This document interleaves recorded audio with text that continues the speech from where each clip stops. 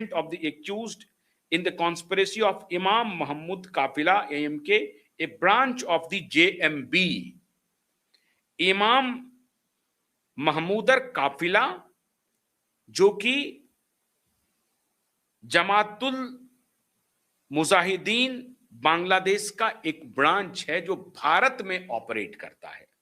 अब इसके बारे में जो एनआईए है, ये prevention unlawful activities prevention act जो है, यूएपीए जिसको आप कहते हैं, जो कि अब नए में बीएनएस के माध्यम से 1960 एक्ट हो 67 हो गया है, उसके अधीन गुवाहाटी में ये चार्जशीट दायर किया है। अब इनका काम क्या था, उसमें 11 लोग प्रोमिनेंट हैं जिसका कनेक्शन आसाम से था और पश्चिम बंगाल से था। और ये 11 लोग कर क्या रहे थे? चुनाव के दौरान इनको जो जिम्मेदारी मिली थी, चुनाव के दौरान मदरसों से होते हुए, मस्जिद से होते हुए जो मुस्लिम बहुल इलाका है उसको रेडिकलाइज करना है। रेडिकलाइज करने के लिए क्या है? डॉक्यूमेंट्स, पुस्तकें, ऐसे लिखित दस्तावेज उनको मुहैया कराने हैं जिससे कि उनको रेडिकलाइज किया जाए, उनको कट्टर बनाया जा सके, मतलब भारत के खिलाफ किया जा सके। इस्लाम के समर्थन में उसको नैरेटिव तैयार करने की पूरी योजना बनाई गई। और ये एक दिन से नहीं हो रहा है मित्रों। और इसीलिए पूरे इलाके में, चाहे जो पूर्वांचल का इलाका है बिहार का, जिसको आप पश्चिमांचल कहते हैं, पश्चिमांचल सीमांचल कहते हैं, जो पश्चिम बंगाल से भी लगता है और नेपाल से भी लगता है और बिहार में है। बिहार के जो डिस्ट्रिक्ट हैं, जैसे कटिहार है, पूर्णिया है, अररिया है, किशनगंज है, और उधर मुर्शिदाबाद है, मालदा है, इन सारे, और फिर उधर आप आसाम घुस जाइए, आसाम में कूच बिहार तक चले जाइए, डिब्रूगढ़ तक चले जाइए, आसाम में गुवाहाटी तो समझिए सेंटर है, कोकराझार चले जाइए, डिब्रूगढ़ चले जाइए, कूच बिहार चले जाइए, गुवाहाटी चले जाइए।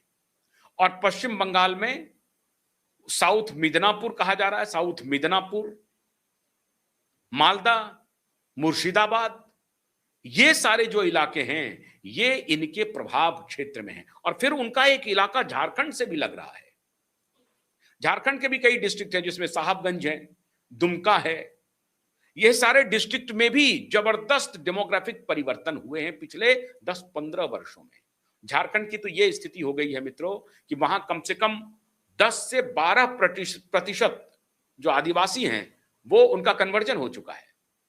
क्योंकि ये जो घुसपैठिए थे, अब ये पश्चिम बंगाल के मुस्लिम नहीं है, या आसाम के मुस्लिम नहीं है, ये घुसपैठिए बांग्लादेश से आए, नेपाल के रास्ते आए, कुछ बांग्लादेश के रास्ते आए, और फिर बिहार के पूर्वांचल, वो जो सीमांचल का इलाका है उसमें अपनी जगह बनाई, और फिर थोड़ा इलाका जो झारखंड से मिल रहा है, जो ट्राइबल इलाका है, उसमें उन्होंने अपनी दस्तक दी।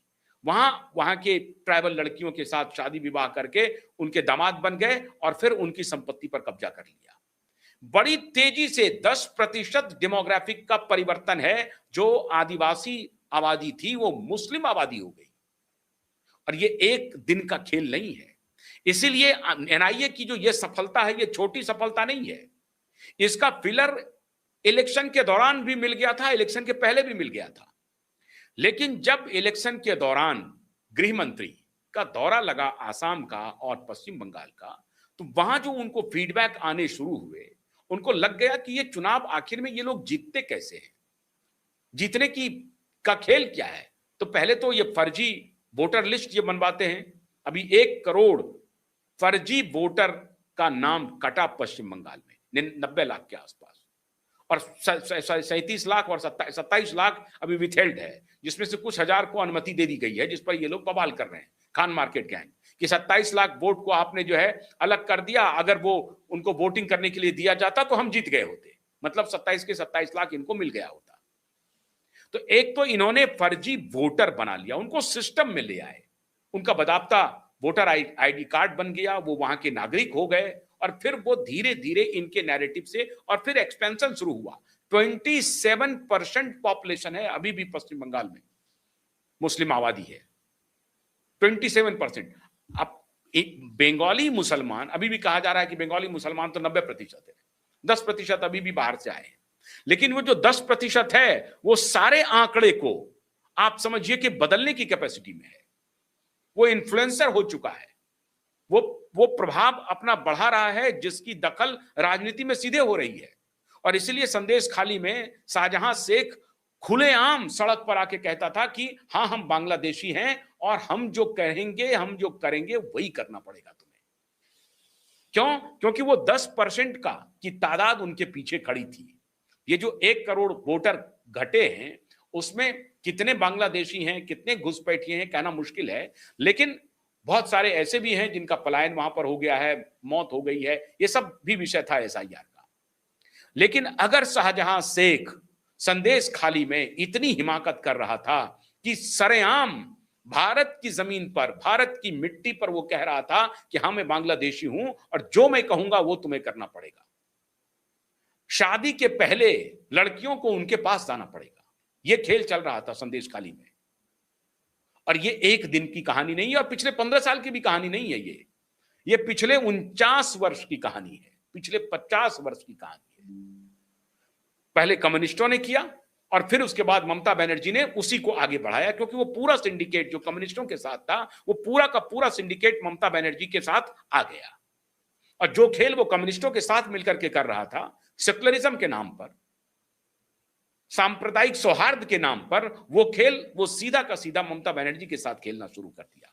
और ये जो बांग्लादेशी संगठन है, ये बांग्लादेशी संगठन अपना संगठन भारत में तैयार करता रहा। मैं बार बार नाम भूल जाता हूं, इसलिए मैं आपको ये बता रहा हूं कि ये संगठन है कौन। भारत में जो काम कर रहा था वो बांग्लादेश का संगठन है, जमातुल मुजाहिदीन बांग्लादेश। और उसका जो भारतीय काउंटर एलिमेंट था, आप कह सकते हैं, जो इमाम महमूदर कफिला IMK, ये उसका